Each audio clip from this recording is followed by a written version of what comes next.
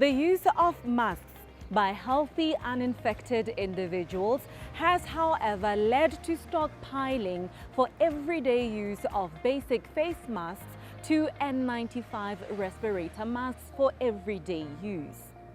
This, as was the case with sanitizers at the onset of this pandemic, has resulted in a shortage of masks for medical professionals who are at the forefront of this fight. Can using masks by healthy individuals protect them from contracting the virus? Are they effective? This is one of the questions we posed to our cardiac specialist, Dr. Kiran Bhagat, to give his view as a medical professional. Face masks have become a hotly debated topic in this time of corona pandemic. I think fears over developing COVID have led to our public hoarding masks, leading to a significant shortage for medical workers. But recently, the Center for Disease Control in the United States released new guidelines around April the 3rd, recommending everyone in the United States wear non-medical face coverings outside their home. We also asked Dr. Kiran Bhagat what the safety standards are, considering that some individuals actually manufacture these masks from various cloth materials. In short, what material is considered safer?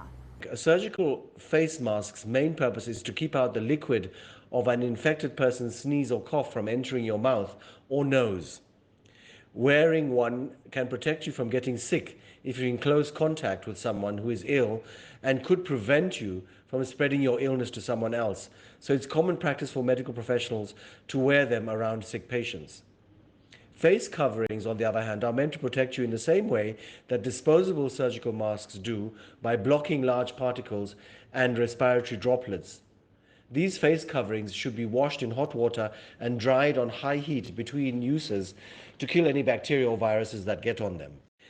Finally, the N95 respirators. This is where respirator, a tight-fitting protective device worn around the face, comes in. When people say respirator, they're usually referring to the N95 respirator, which gets its name from the fact that it blocks at least 95% of tiny particles, including viruses. These are the masks that are most strongly requested to be saved for medical professionals in our country.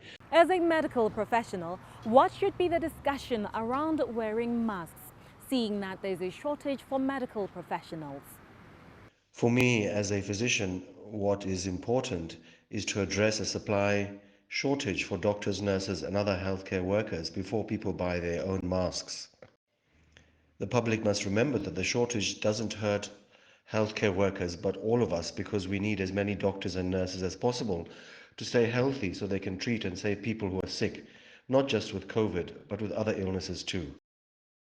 There have been some concerns that people are now disregarding other forms of self-preservation, which include washing hands, self-isolation and social distancing. We asked the good doctor what his thoughts are. There is also a general concern that public masks could give people an exaggerated sense of security.